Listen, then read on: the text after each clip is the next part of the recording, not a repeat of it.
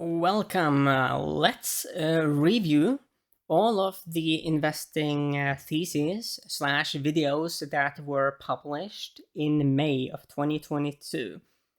The point is to figure out what happened and to learn from it going forward.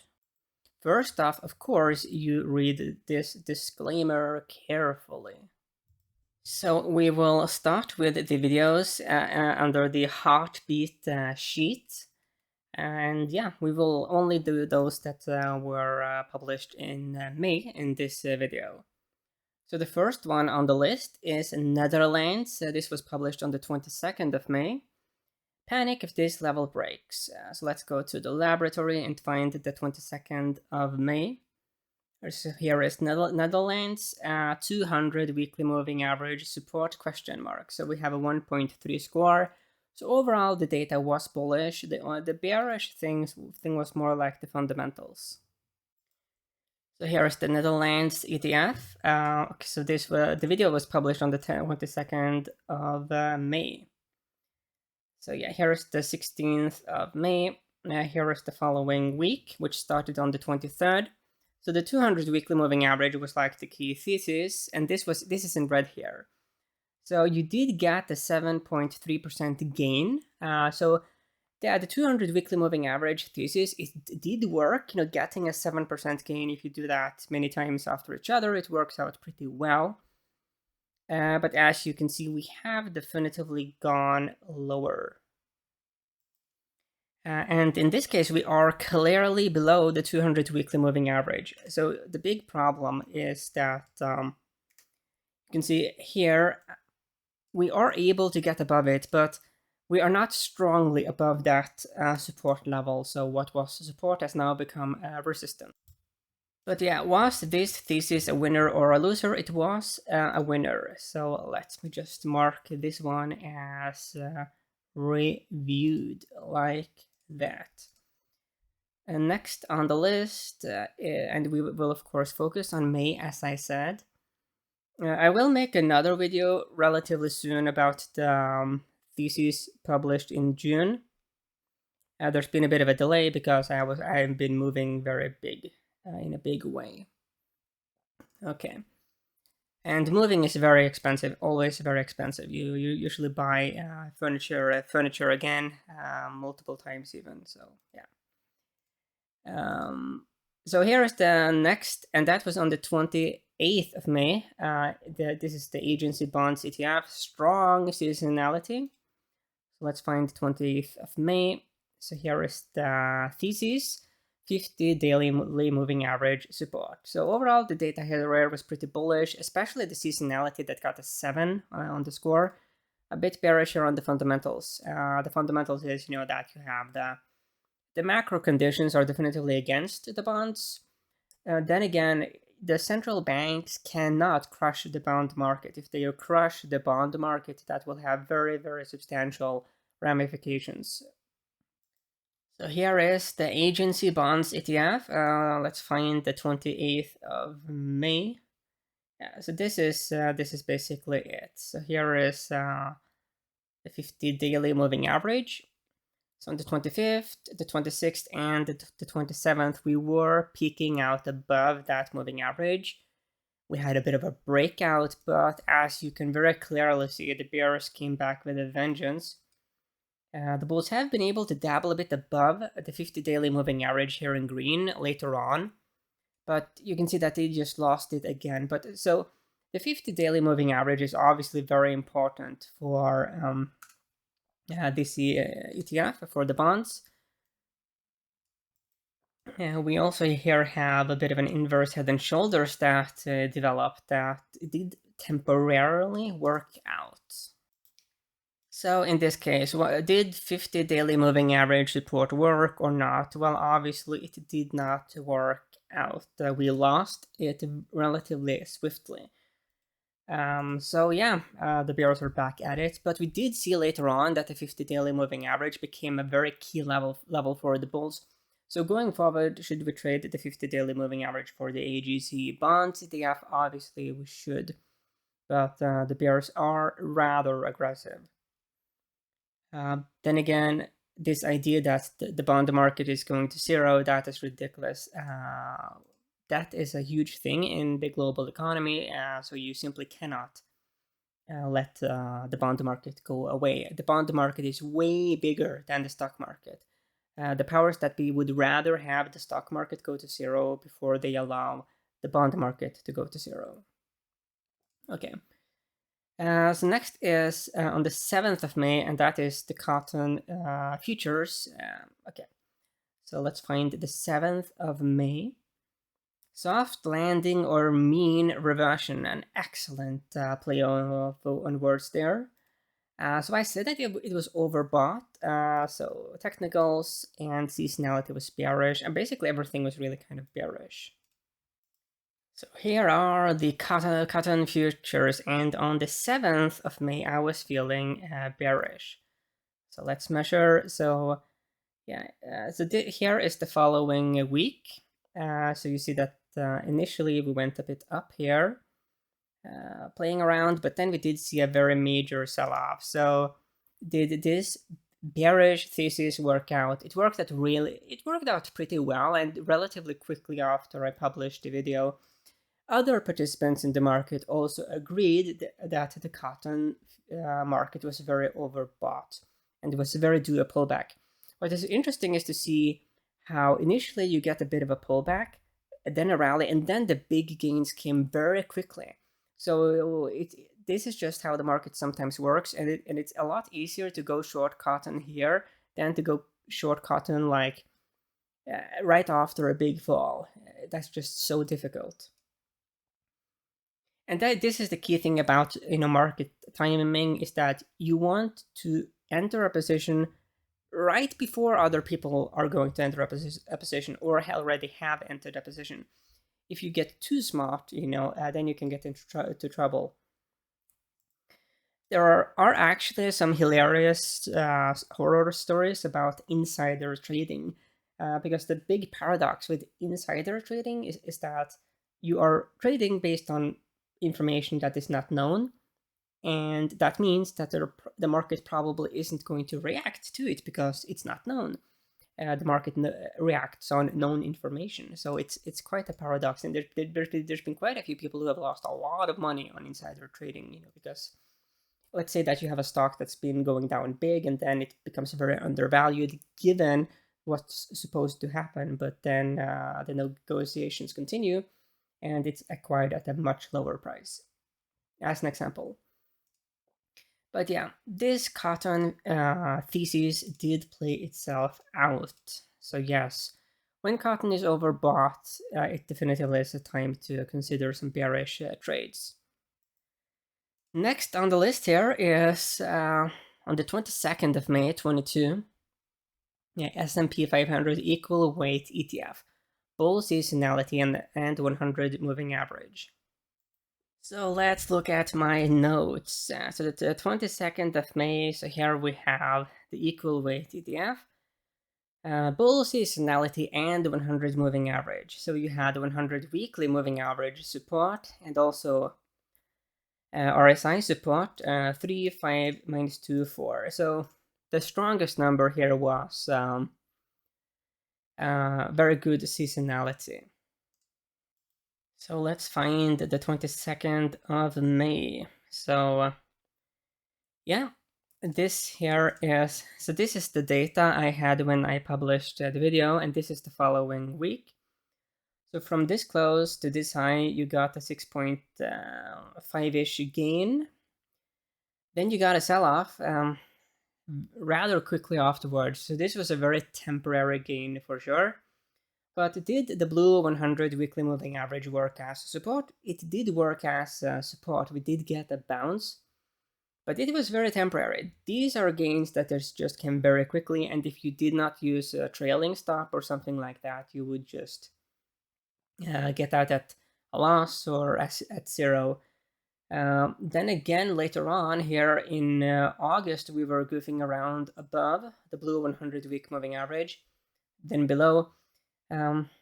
We are back at it again. The problem this time, which is a bit dangerous here for the bulls, is that you can see here that this green 50-week moving average has become this resistance level, and it is declining. So it is going down. So it's going to put pressure on this on the RSP. So it makes it difficult here for the bulls. Let's quickly look at the, oh yeah, on the daily data point, you have the red 200-day moving average as resistance, which is also a pretty big deal moving average. So yeah. But to get back to my notes here, okay, so did this thesis work out, yes or no? I would say that it worked out, but it was very temporary. It was, yeah, you had bullish seasonality and moving average support, but it was just a few days and then it went away. So let's continue down. Okay, so these were all of the items under heartbeat. Next, we will go to money and we will focus still on May. The first on the list here is silver. On the 15th of May, the most important indicator now. So it was a very important indicator, it seems. So here is the analysis. The most important indicator was the 200 weekly moving average support, and you also had RSI support. Some pretty strong numbers here from relative performance. So let's find the 15th of May. Okay. So here is, in red is the 200 weekly moving average. So I published on the 15th of May, which means that this here is the week following my publication. So here is the red 200 weekly moving average. We tested it in the week that I was doing the analysis. You did get a rally, so a maximum 6% gain. Not astonishing, but to get 6% in 2 weeks, it's pretty decent. But it all went away. It all went away. And what was support has now become resistance. This was a surgical resistance level. I guarantee you that bears were shorting the 200 weekly moving average because it is the most important indicator right now. And the short sellers, what have they been making? They have made 15% gain. That's pretty good. Yeah, so yeah, big deal. Very, very bad for silver to lose this support level. Yeah, but yeah, did this investing thesis work out? Yes, but it was a temporary gain. But whether a gain is like long term or short term, it's not something really to get too hung up on.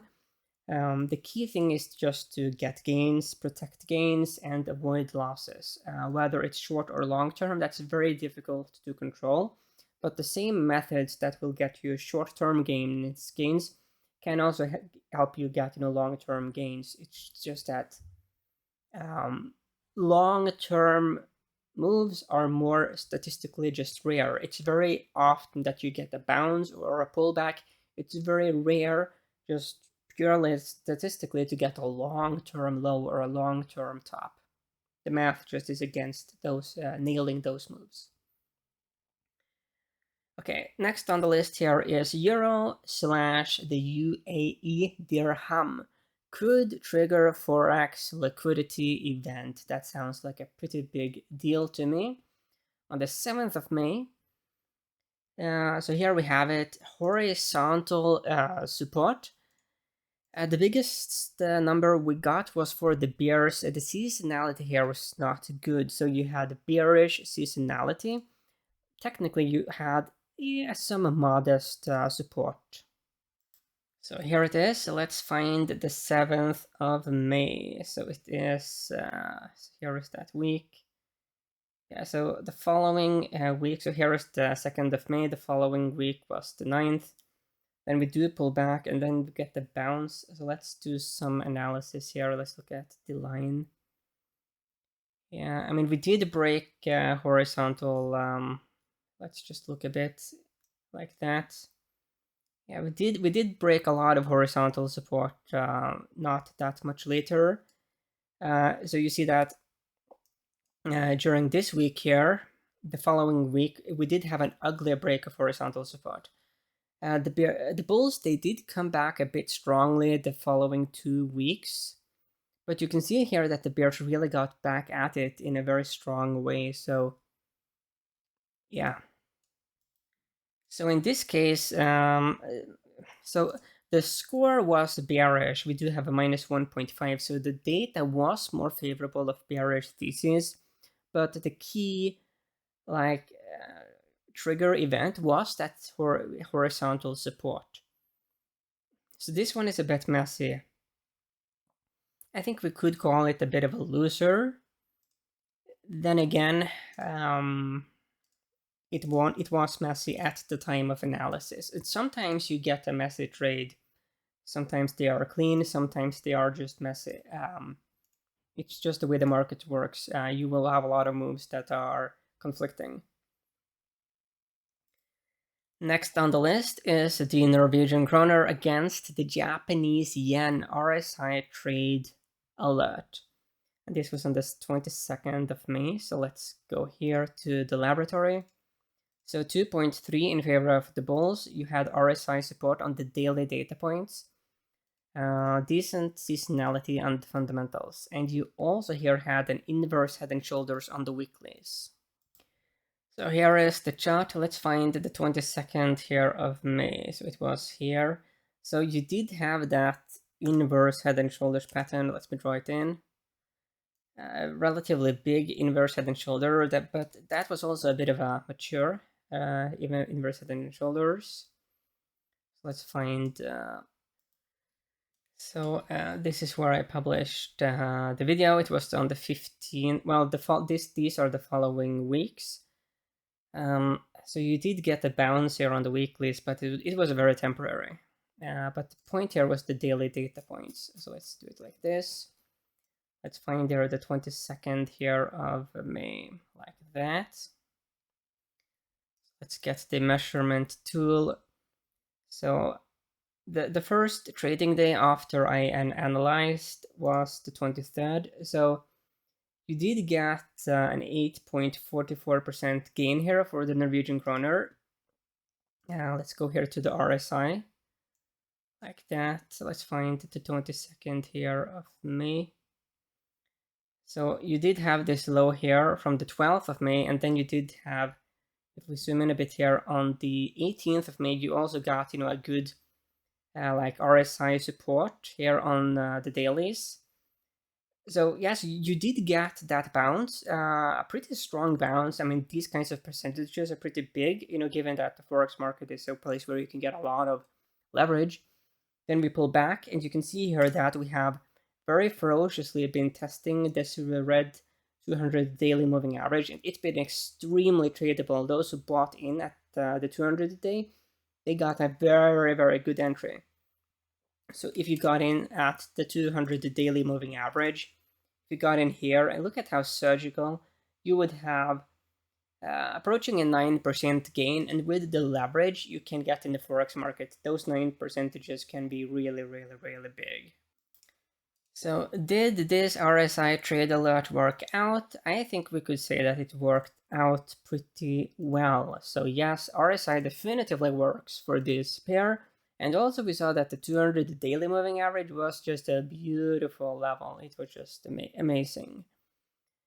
So those were all among those currencies. So let's go continue. Okay, now we get into the crypto market.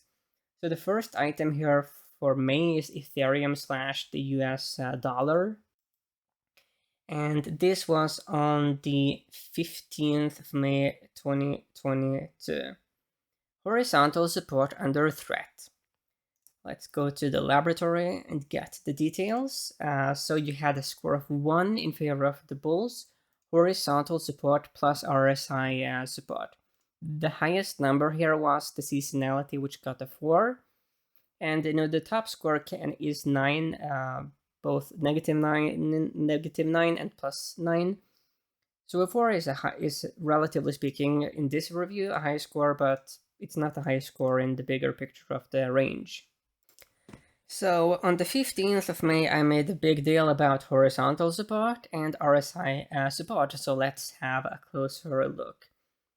So here is the following week. That was here, like that. And then you have like the 23rd. So it went down minus 55%, which is a lot. Yeah, we were at horizontal support. Let me just draw that in. Let me get the yellow color in this case.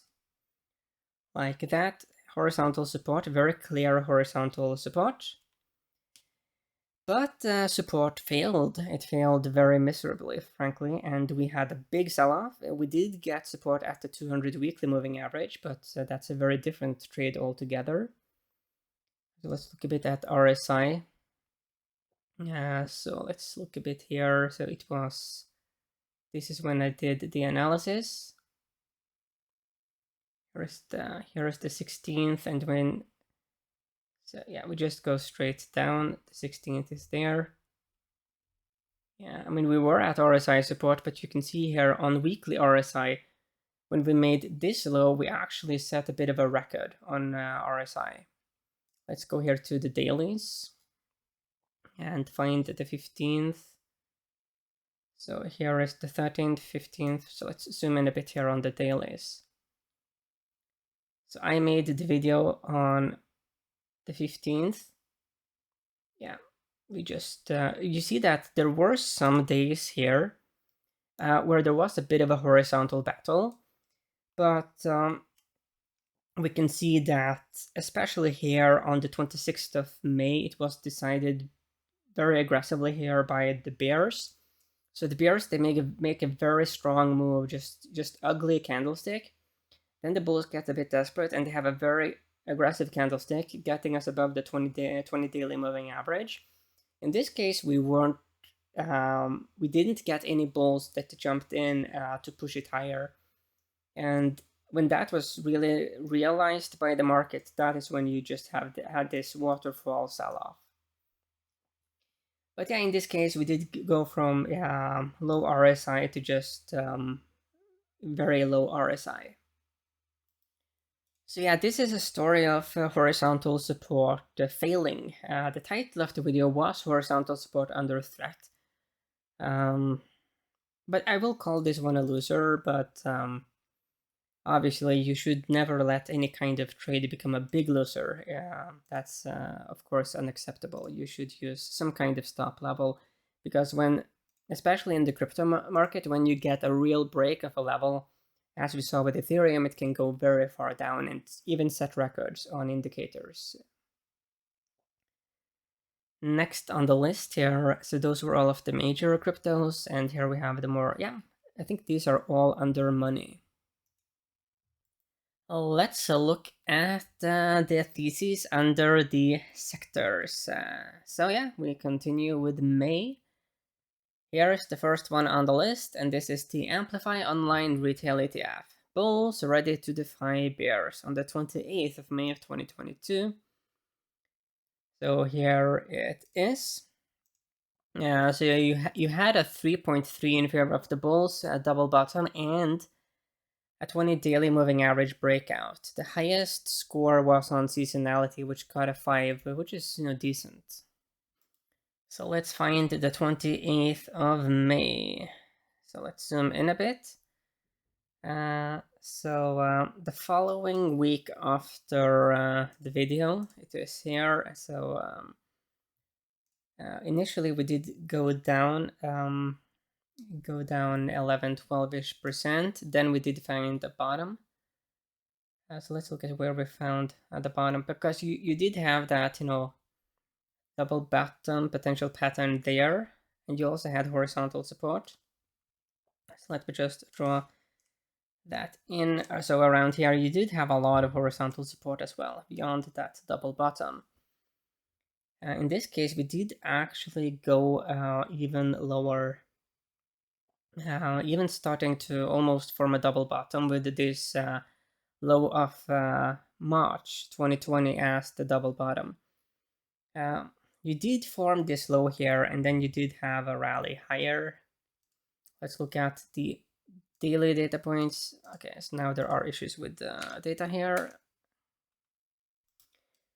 So this is where I made the video. You had the data here from the 27th of May, where we did have a breakout above the purple 20 daily moving average. On the 1st of June, we did test that moving average. So it was a moving average that still mattered. Later on, as you can see here, we really started to use that moving average as a support level. So does the 20 daily moving average matter for the iBuy ETF? Yes, it does. We're actually above it again today, but yeah, the online retail ETF is sort of forming a bottom here. It's been taking some time, being a bit rocky. But yeah, like after such dramatic falls like we have had since February of 2021 to June of 2022, it will take some time for a low to form. But did the double bottom and the 20 daily moving average breakout work? No. Were the bulls ready to defy bears? A bit later on. Not at the time of analysis, but not that much later. So I will call this one a loser. Then again, after such a big fall, it will take time for a low to form. Given that we have been goofing around going sideways, there is also the risk that the consolidation could be protracted. But that's obviously to be determined. I've seen consolidations take literally years, and there's been some examples of multiple years of consolidation, especially after very violent rallies and sell-offs, because then the market can be a bit in chaos. Okay, next on the list here for May is now not yet, but soon we will have a May candidate. No, this is 2021. Yeah, okay. There must be more May. Yes, here is the next May. That's the IGV ETF on the 7th of May 2022. That is here, 200 moving average super test. So a 2.8 in favor of the bulls, 200 weekly moving average support, and RSI. The highest numbers was on the technicals and also on relative performance. And relative performance is a bit technical analysis heavy. So let's find the 7th of May. So it is, so let's zoom in. Okay, so this was the candlestick when I made the video. We were resting on the red 200 weekly moving average. The next week we broke below it. A bit later we peaked above it. Then the bears on the 6th of June in a very ugly way engulfed the previous weeks and closed us lower. And let me just draw it in. You can see how the bears have really been defending that 200 weekly moving average. And they are back at it again this week, really just making sure that the bulls do not get above it, because you can see here that in late July and early August, we did see the bulls really try to create like a breakout. Well, a sustained breakout and really rally, but then the bears just come back here. So yeah, the 200 week is still a very big deal for the tech software sector ETF. So let's look a bit at the RSI here. So here is what I saw here in May, but it did take some time for the rally to really get going. And also here on the daily. But anyway, did this 200 weekly moving average support work? No, it didn't work, but the 200 weekly moving average is obviously a very important moving average. That's why the bears are absolutely making sure that the bulls do not get above the 200 week, because it's a huge, huge, huge deal. So I think that the conclusion here is that it definitively is a very big deal, and we should look at the 200 week going forward trading that ETF. But there are two participants in the market. You have the bulls and you have the bears, and when you have a key level for the bulls, It will work out if there are enough bulls, but I guarantee you the bears, they absolutely want the good, levels for the bulls to fail. And that was a very good move here from the bears. And you see this week as well, they are really at it again. And next we will look at the thematic sheet. So yeah, let's find those items, those videos, those theses that were published in May of 2022. So far I see a bunch of August, so let's just scroll together so you can be absolutely sure that I'm not skipping anything. The main reason why I make these videos and stuff like that is because it helps me become better at trading myself, because when you make videos that are public, it really forces you to think carefully, because obviously if I make a bunch of wrong theses, then people will have a lot of fun with that. The funny thing is that if I was a horrible analyst, I guarantee you that my YouTube channel and other social media channels would grow much quicker. That's just the paradox, I guess. But yeah, let's find May. Where is that May? This is May, but this is 2021. Yeah, let's just scroll and scroll and scroll and scroll. Eventually something will come up. This is a big sheet though. A bunch of stocks in different themes that I'm tracking.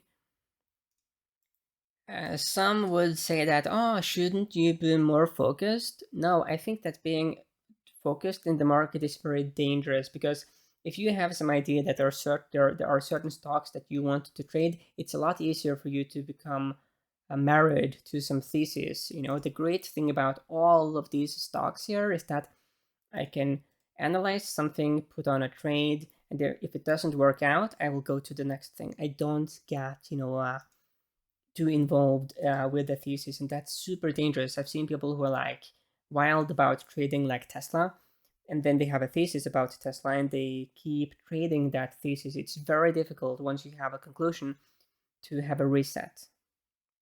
Yeah, mentally. So the first item on the list is new technologies on the 7th of May 2022. Just for the record, this is in the electric vehicles theme. Disaster if this support breaks. So sounds pretty epic. So you had a 2.3 for the bulls, horizontal support. Ooh, one of those.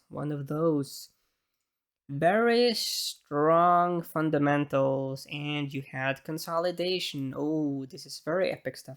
Very epic indeed. Here is new technologies. Let's find the 7th of May. Okay, so let's measure like that. So this is the last weekly candlestick before I made the video. Then we do go down 11-ish%. We then have a rally approaching 15%, but then we lose it all. So let's find here the 7th of May. It's around here. So this is definitively a horizontal support level. So let me just draw that in. So you can see around here, there was horizontal support going pretty far back. So this was a very important level. As you can see with this black line that shows the current share price for new technologies, we are below all of the horizontal support levels from 2018, basically since it went public. This is a very ugly situation. Very, very ugly. The good news is that from very low levels, you can get very big gains. Just to get up to the IPO price from this current level would be, 60% gain to reclaim those lost highs, approaching 900%. That doesn't mean we will reclaim those highs, but goes to show you. But yeah, we had the consolidation and it didn't work out. Let's find the 7th of May here. Here's the 6th, here's the, okay, so let's measure. So here's the last data point was the 6th of May here, and then we do go down go up, down, up. Yeah, it was very messy. There was this consolidation pattern, but we did eventually just go lower. So, did this bullish thesis work out? Yes or no? It didn't work out, even though the fundamentals were very good. And given that we are even lower, if you are into fundamentals, there's even more value now for new technologies. But yeah, this was a big fall from grace, really big. But when we played with those percentages, it showed us that if new is like really undervalued at these levels, there's an opportunity, but definitively long term. So next on the list is this one. It's in the brainy wagers theme, and that is DraftKings on the 15th of May, monster double bottom in play. So here's the 15th of May, DraftKings, a 2.3 here for the Bulls. Double bottom, but with a question mark, so seems a bit weak. The highest number is 4 bulls on fundamentals, and you had a long-term mirror effect. Here is a DraftKings. Let's find the 15th of May. Okay, so let's start to measure. So this was the last candlestick when I made the video. From that, you did get a 17% gain. It was all given back. Then you got 62%. So yeah, you did actually get, so the double bottom that I found in the video was temporary. And then you had the mother of double bottoms later on. But that was much later on, obviously. In May, I could not make a video about what would happen in June, obviously, time machines notwithstanding. Let's go to the daily data points here. I mean, investing.com is a nightmare today. So let's find the 15th of May. So the following day here, the last daily candlestick was on the 13th of May, like here. So on the 16th, you got a bit of a pullback. Then you do get a gain here of approaching 18%. 18% is good. You shouldn't complain about 18%. You did go back lower. Then you got much higher. But did this bullish thesis work out? This monster double bottom? Yes, it did. This was a pretty good winner. Still in development. You saw that later on you got the super double bottom, or the Godzilla double bottom, bigger than the monster double bottom. But yeah, DraftKings is looking very interesting. Next on the list is Plug Power. That's in the hydrogen and fuel cells theme, definitively a very interesting theme. This was on the 22nd of May. Laboratory. Here is Plug Power. 5.3 here for the bulls, 200 weekly moving average support. Hydrogen stocks ready to explode. The highest score was seasonality with a 7. Here is Plug Power, and in red we have the red 200 weekly moving average. So let's find the, okay, so the 22nd. So the last candlestick was from the 16th of May. Then we rally up and got, 18-ish%. We go back to test the 200 weekly moving average, and then we do get 23%. Then we again test it, and we get 83%. So does the red 200 weekly moving average matter for Plug Power? I guess we could say so.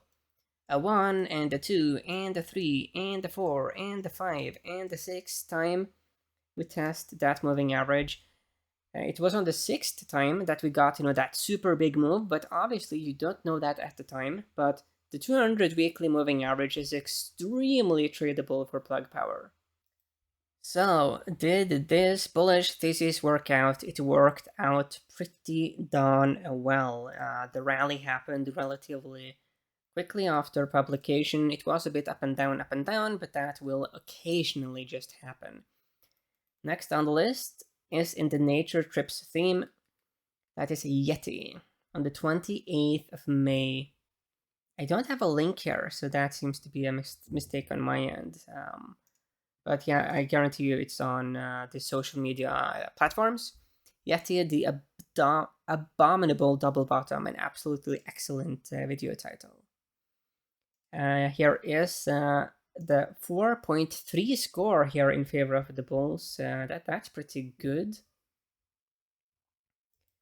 You can see here we have a double bottom versus 20 daily moving average resistance. The highest score is in seasonality with a 6 for the bulls. So let's find here the 28th of May. So let's zoom in a bit here. So the last candlestick here is from the 23rd of May. Here, and then you got a 1% gain, but then it was lost, then rally, then loss. So in this case, yeah, you had this double bottom that I saw in the video, like around here and here. Definitively a double bottom. In this case, you do see that the bears here, in early June, they did close us below. Then the bulls fought back valiantly, but the damage that that happened after that is it was kind of started here in June, because the bulls that are here, they will look in the rear mirror and they will see that we were lower, so there was danger. So let's look at the daily data points. Let's find the 28th of May. So let's get my tool like that. 22nd, 31st. So you see that on the following 2 days, you see that the 20 daily moving average was still resistance. Then we peak a bit above it, get to 4%. And then you can see here, if we zoom in, here on the 10th of June, it is a surgical resistance level. And here on the 16th of August, you see that it became a almost surgical resistance level. And when that rejection happened, that is when you can see that this very just cascade fall all into early September. So in this case, did the double bottom for Yeti work out? No, the 20 daily moving average, it became a problem. And we can see later that the 20 daily moving average became a huge deal for Yeti. Failure at that resistance level became that trigger for the very ugly sell-off that we saw. So obviously for Yeti, the 20 daily moving average is a very, very big deal. But yeah, let's continue down the list. Continue to scroll. I think the next item is going to be in the other themes. Here it is. Well, here we have the other themes. August is a bit too recent. Yeah, September is definitively way too recent. Like that, and let's continue to scroll and scroll and scroll. And I think it will appear pretty soon here. And it is around here somewhere, because I have these nice colors that makes it easy for me just to know where. Yeah, here it is. Clear Water Paper Corporation, and this is in industrial materials. They are into paper. Great for bulls and bears. And this was on the 15th of May. So it is here we have Clear Water. Oh, 0, that's rare. So you had 200 daily moving average resistance. The highest score was on the technicals with a -4. Here is Clear Water Corporation, and you can see that that red 200 daily moving average is obviously a pretty big deal, and it's been a big deal way later as well. So on the 15th of May, let's find it. So here's the 13th, 16th, and then you have the 17th. So let's measure a bit. I mean, you can see it clearly yourself. We do go up here and we peak above that moving average on the 17th of May. On the 18th of May here, you can see that we did get a bit of a surgical rejection, semi-surgical, and then you get a sell-off. Then the bulls go back again here. So there's been a major battle zone around that moving average. It has been very tradable, but once the bulls really got a breakout, they did go off to and have a bit of a run. So the 200 daily moving average is obviously a big deal for Clearwater paper. It continues to be a big deal. So this one is just messy. It did sort of become a winner-loser thing.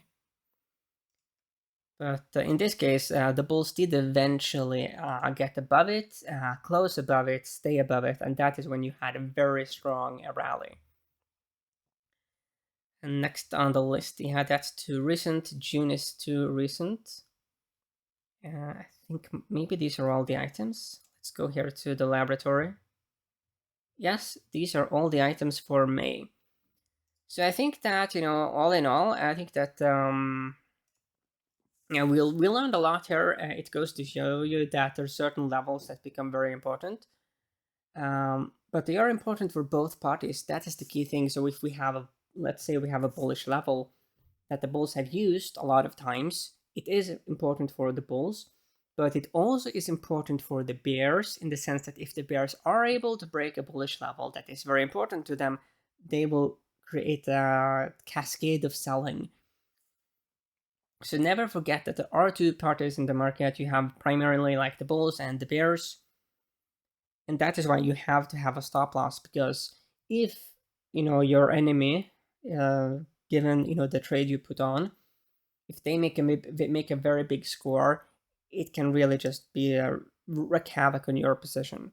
But yeah, all in all, I think that's some good results here, new lessons learned. And yeah, so have a great week ahead, and yeah, do something similar. Have like a laboratory thing for yourself, and you just do a bit of an audit, because that is the only way you will learn. If you just focus on your wins, or are depressed about your losers, then it's very difficult to actually figure out how the market works.